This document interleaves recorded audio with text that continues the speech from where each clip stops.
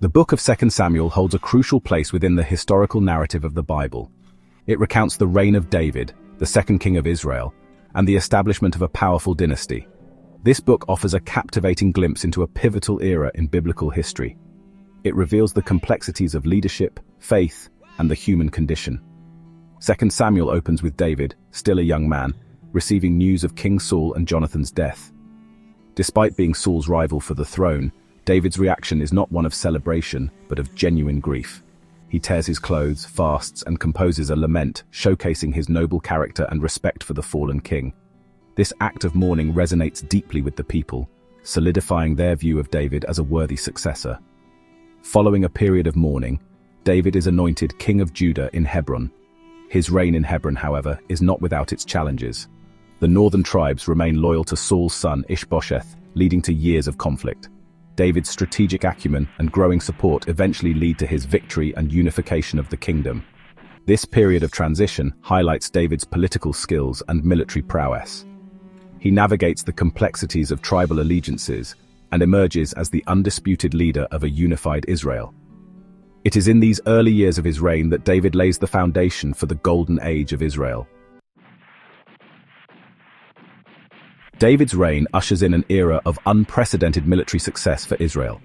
He secures the kingdom's borders, defeating enemies such as the Philistines, Moabites, and Edomites.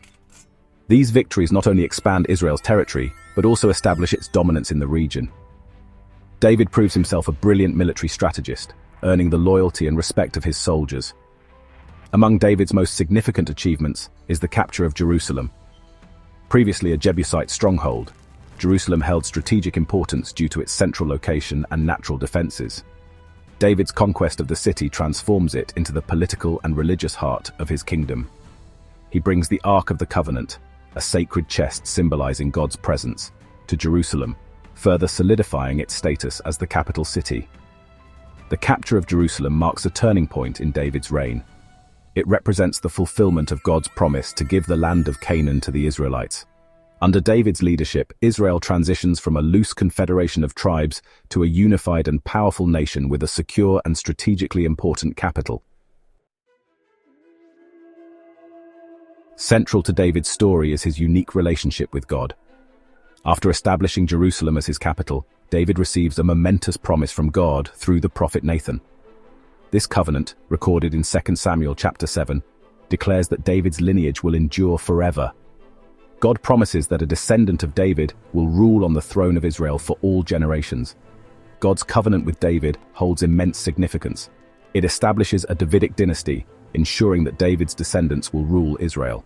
This promise resonates throughout the Old Testament and finds its ultimate fulfillment in the lineage of Jesus Christ, who is recognized as a descendant of David. The covenant is not merely a guarantee of political stability, it signifies God's special favor and blessing upon David and his descendants. It establishes a connection between God's divine authority and the earthly kingship of David's lineage. This covenant shapes the religious and political landscape of Israel for centuries to come. At the height of his power and success, David commits a grievous sin that casts a dark shadow over his reign. He commits adultery with Bathsheba, the wife of Uriah, one of his loyal soldiers. When Bathsheba becomes pregnant, David attempts to cover up his sin by arranging for Uriah's death in battle. David's actions demonstrate a shocking disregard for God's law and a betrayal of the trust placed in him as king. His sin has far-reaching consequences, not only for himself, but also for his family and the nation. The prophet Nathan confronts David, using a parable to expose the king's sin and pronounce judgment upon him.